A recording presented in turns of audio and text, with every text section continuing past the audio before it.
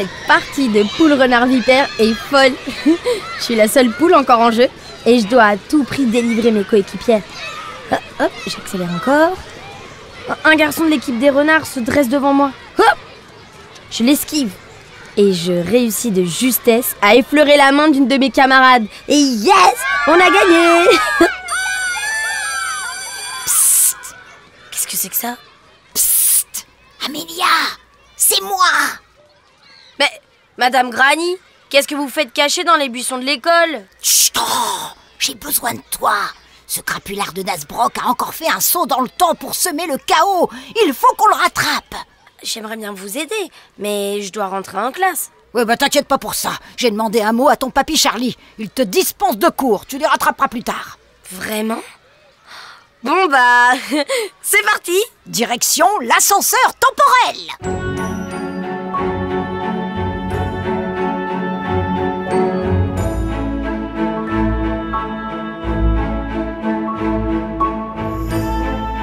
Bienvenue dans les voyages d'Amélia, au cœur de l'histoire. Épisode 4. Dans la résistance avec Joséphine Baker.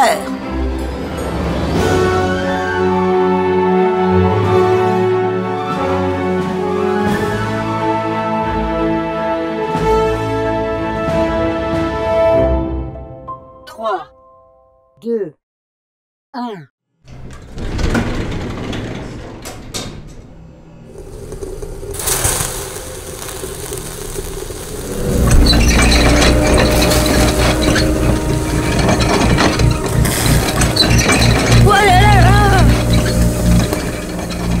Décidément, ces voyages dans le temps me donnent toujours l'impression de passer dans une machine à laver. Ouf, je sors de l'ascenseur pour rejoindre Granny déjà dehors. Nous avons atterri au milieu d'une forêt de pins. Alors, où pourrait bien se cacher ce satané Nasbrock? Mais vous m'avez même pas dit où nous sommes. Eh bien, vois-tu, jeune fille, nous sommes en 1940. Pendant la Seconde Guerre mondiale? Exactement. À ce moment de la guerre, la France, avec ses alliés, a perdu et elle a signé un armistice avec l'Allemagne nazie qui a le droit d'occuper une partie de la France.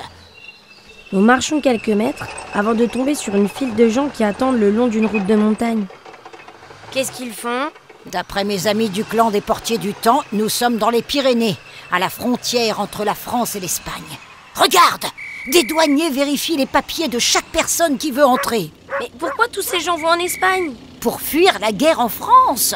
Elle ne fait pas la guerre, l'Espagne? Pas officiellement. Leur dirigeant de l'époque, le dictateur Francisco Franco, préfère rester neutre et ne pas prendre parti. Enfin, du moins, c'est ce qu'il prétend. Je regarde discrètement ces hommes et ces femmes aux mines soucieuses. L'une d'elles retient mon attention. Elle porte des lunettes noires et un grand chapeau. Comme si elle ne voulait pas qu'on la reconnaisse.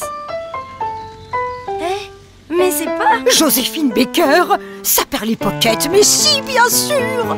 Ma mère est super fan d'elle. Et il y a de quoi. Cette femme est née en 1906 aux États-Unis. Et si je me souviens bien, elle vient d'une famille tellement pauvre que lorsqu'elle était enfant, elle devait faire le ménage chez des gens plus riches pour aider ses parents.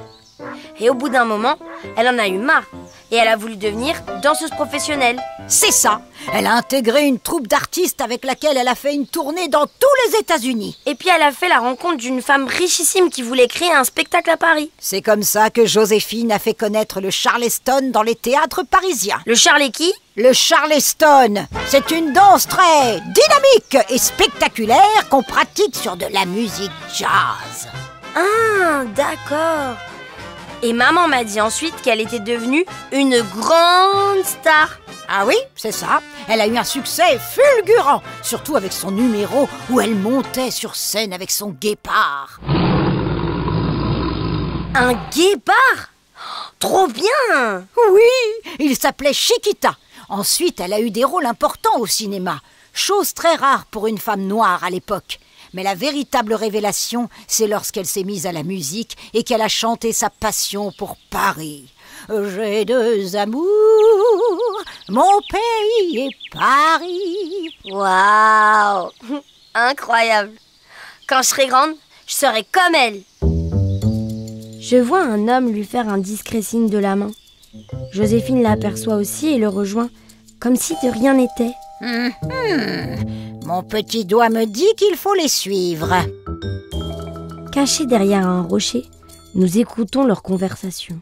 Jacques, je suis prête, vous n'avez pas à vous en faire. Écoutez Joséphine, je connais votre attachement à la France, mais là, c'est une mission dangereuse. Oh, Jacques Aptet, le grand directeur du contre-espionnage français, se préoccupe de mon sort. On a déjà travaillé ensemble, vous savez que j'en suis capable. Et puis, n'oubliez pas que maintenant j'ai la nationalité française. C'est la France qui a fait ce que je suis. C'est donc normal que je me dévoue pour mon pays. Et avec ma carrière, personne ne se doutera que j'œuvre pour vos services. Bon, si vous le dites, je vous fais confiance. Voici le microfilm contenant une liste d'espions nazis. Vous devez le faire parvenir jusqu'à Lisbonne, au Portugal. Là-bas, sur place, un agent vous attendra. Mais n'oubliez pas, si vous êtes arrêté et que les Allemands découvrent cette liste... Ne vous en faites pas. Qui s'en prendrait à la grande Joséphine Baker? L'homme s'éclipse et Joséphine retourne se placer dans la file qui mène au poste frontière. C'est vrai que Joséphine a travaillé pour la France libre, comme de nombreuses femmes d'ailleurs. On en entend peu parler, mais Marie-Madeleine Fourcade ou Bertie Albrecht, par exemple, ont eu des rôles clés dans la résistance française. La résistance, c'est les gens qui ont continué de se battre contre les nazis alors qu'ils avaient envahi la France? Oui, c'est ça. Et pour les aider, Joséphine est prête à risquer sa vie. Mais il y a quelqu'un qui vient se mettre à côté de Joséphine. C'est cette fripouille de Nasbrock. Il va voir ce qu'il va voir. Amélia, ne bouge pas. Si on attire l'attention sur Nasbrock et Joséphine, les policiers vont les repérer. Et si le microfilm n'arrive pas à bon port, c'est l'issue même de la guerre qui pourrait être bouleversée. On n'a plus qu'une chose à faire. Passer nous aussi la frontière pour veiller sur Joséphine. Mais ils ne vont jamais nous laisser entrer. Granny me lance l'un de ses sourires plein de bêtises. Pour qui tu me prends, jeune fille? Je ne voyage jamais sans mes faux papiers. Et voilà les tiens. Cette vieille dame a tellement de cordes à son arc qu'elle pourrait jouer de la harpe. On se range à notre tour dans la file d'attente. Heureusement que le sonotone de Granny a le pouvoir de transformer mes habits en vêtements de l'époque. Sinon, on se serait vite fait repérer. C'est le tour de Joséphine. Avec un grand sourire, elle présente ses documents au douanier. L'agent lève les yeux vers elle. Il s'arrête une seconde, puis il lui rend son passeport et lui fait signe d'avancer. Ouf! Nasbrock passe juste après elle. Alors que l'officier lui fait signe que c'est bon, l'horrible professeur lui murmure quelque chose à l'oreille. Aussi sec, le policier fronce les sourcils et rappelle la chanteuse. Oui, vous, madame, revenez si je vous prie. Oh non! Granny, qu'est-ce qu'on peut faire? Alors là, je n'en ai aucune idée. Les voyages d'Amélia, au cœur de l'histoire, est un podcast produit par Europe 1 Studio, en collaboration avec Bloom, la radio des enfants. À tout de suite pour la suite. Bienvenue dans les voyages d'Amélia, au cœur de l'histoire. Épisode 4. Dans la résistance avec Joséphine Baker, la suite. C'est donc ça le plan du professeur Nasbrock? Faire en sorte que Joséphine Baker échoue dans sa mission pour la résistance? Mais elle garde son sang-froid et se présente au douanier avec un sourire. Oui, monsieur l'agent, que puis-je pour vous? L'homme devant vous m'a révélé une information très intéressante à votre sujet. Je vous écoute. Vous êtes la grande Joséphine Baker? Vous pourriez me signer un autographe? Mais bien sûr, mais comment pourrais-je refuser un si beau garçon? Oh, merci beaucoup. Tout rouge, le douanier contemple le bout de papier, tandis que Joséphine s'éloigne. Nasbrock en profite pour l'aborder et je les vois disparaître tous les deux. Quel vieux poireau moisi! Il faut qu'on l'attrape! Justement, c'est à nous. Nous tendons nos faux passeports. Le douanier observe nos papiers, puis nous dévisage. Il regarde à nouveau nos passeports en se grattant le menton et il finit par nous dire « Allez, c'est bon, vous pouvez y aller. » On se dépêche de passer.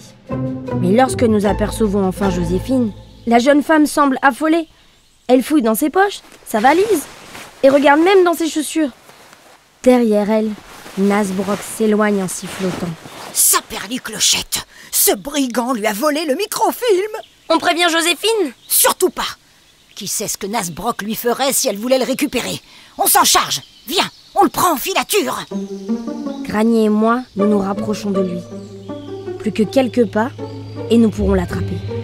Mais, soudain, un automobiliste klaxonne. Surpris, Nasbrock se retourne et nous remarque par la même occasion. Encore vous? Mais vous êtes de vrais sangsues. Aussi vif qu'un serpent, il saute dans une voiture restée ouverte et démarre en trombe. Oh, tu l'emporteras pas au paradis, Nasbrock! Granny me prend par la main. On fonce en direction d'un garçon qui décharge une vieille camionnette. Urgence médicale! Cette petite est atteinte de questionite aiguë. C'est une maladie très contagieuse et je dois l'emmener d'urgence à l'hôpital. Je réquisitionne votre véhicule. Le garçon me regarde d'un air apeuré et fait un pas en arrière. Granny en profite pour me faire grimper dans la camionnette et s'installe au volant.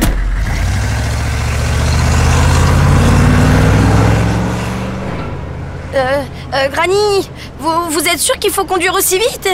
Tu comprends pas, Amélia? C'est une course pour l'histoire qui se joue. Si Joséphine ne récupère pas ce microfilm, sa mission pour la résistance française prendra fin ici. Parce qu'elle a fait beaucoup de choses pendant la guerre? T'imagines même pas. Après cette mission pour Lisbonne, elle va faire une grande tournée musicale entre le Maroc et le Moyen-Orient. Mais bien sûr, ce sera un prétexte pour obtenir le plus d'informations possible sur les nazis et leurs plans. Pour les transmettre à la résistance? Exactement! Pour sauver la France de l'Allemagne nazie. Et comment elle a fait pour récupérer ces informations? Elle use de sa réputation. Elle chante dans les ambassades. Elle rencontre des personnes importantes. Elle dînera même avec le dictateur italien Benito Mussolini, un très bon ami d'Hitler. Il faut vraiment être courageuse pour faire ça. Et elle s'arrête pas là. Lorsque la guerre se termine en France, elle retourne aux États-Unis pour défendre les droits des Noirs américains. D'ailleurs, en 1963, Madame Baker participera à la grande marche organisée par Martin Luther King et prendra la parole devant 250 000 personnes vêtues de sa tenue de résistante française. Waouh! Moi, j'ai déjà peur de parler devant les 30 élèves de ma classe, alors 250 000... Oh là là là là! On va mourir! Mais non, j'ai passé mon permis il y a à peine 60 ans. Et tu savais que Joséphine avait créé sa propre tribu aussi? Elle appelait ça sa tribu arc-en-ciel. Ah oui, je me souviens. Elle a adopté plein d'enfants venant du monde entier. Une dizaine, oui. À cause des problèmes de santé, elle ne pouvait pas avoir d'enfants. Mais elle ne s'est pas laissée décourager. Granny, attention! Devant nous, la voiture de Nasbrock dérape dans un virage, se met à zigzaguer et finit par se retourner comme une crêpe. Ouch! Dans le talus. Granny s'arrête et descend précipitamment. Nasbrock? Nasbrock, espèce d'andouille! Est-ce que tu m'entends? Oh là là, je me sens partir. Madame Granny réussit à ouvrir la portière et sort l'horrible professeur. Avec sa bosse sur la tête et ses bleus sur les bras, il me fait presque de la peine. Nasbrock, qu'est-ce qui t'a pris de faire ça? Je voulais apporter moi-même le microfilm aux résistants pour être considéré comme un grand héros de guerre. Sombre idiot! Tu aurais pu compromettre le cours de l'histoire. Bon, Amélia, surveille-le. Je vais voir s'il y a de quoi le soigner dans la camionnette. Pas de problème, il ne devrait pas aller bien loin. Mais à peine Granny partie, Nasbrock se relève d'un bond et sort un pistolet de sa poche. Plus un geste. Granny, tu t'éloignes du véhicule. J'ai une mission à terminer. Espèce de sale petit crapaud venimeux! Tu te rends compte de ce que tu t'apprêtes à faire? Marquer l'histoire. Voilà ce que je vais faire. Je fais un pas vers lui. Mais je marche sur mon lacet. Je perds l'équilibre et je m'étale sur le professeur. Dégage de là, vermine! C'est bon, c'est bon. Je te laisse la camionnette. Ne touche pas à la petite. Bye bye, bande de mauviettes. C'est un désastre. On a perdu le microfilm. Vous croyez vraiment que j'ai trébuché sur lui sans faire exprès? Hein? Tu veux dire que... Je sors le microfilm de ma poche. Que j'ai des doigts de fée!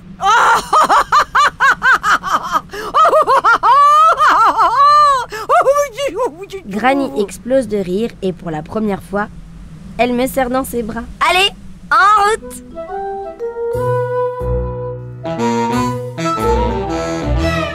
Quand nous arrivons au poste frontière, Joséphine est toujours là, assise sur sa valise, les mains sous le menton.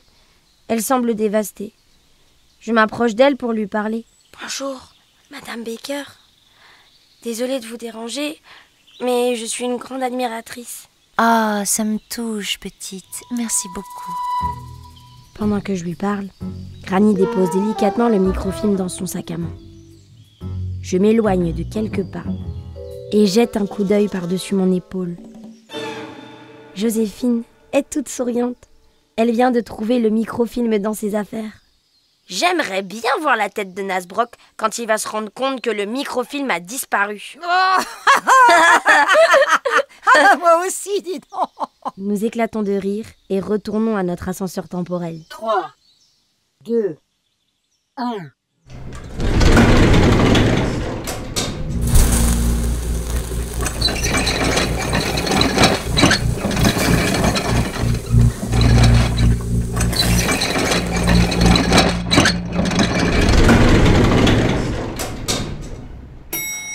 Bon, allez, direction l'école maintenant. Il me semble que tu as un cours à rattraper. J'espère que ce sera sur l'importance des femmes dans la résistance. Ah, et Granny, j'ai une question. Ça m'aurait étonné. Pourquoi Nasbrock, il vous a pas fait mal avec son pistolet? Oh, ce Nasbrock est un vicieux. Mais il n'oserait jamais faire ça à sa grande sœur. Ça alors? Quelle famille!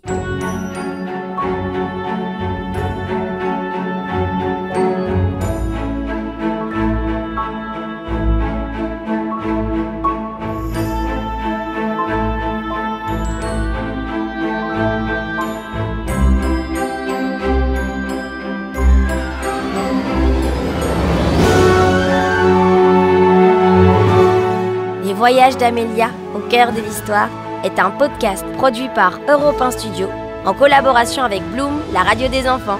Camille Aguilar joue le rôle d'Amélia. Et Nathalie Holmes, celui de Granny. Merci à Elena Noguera, Olivier Pouls, Philippe Vandel et Marc Messier d'avoir prêté leur voix. À bientôt. À bientôt!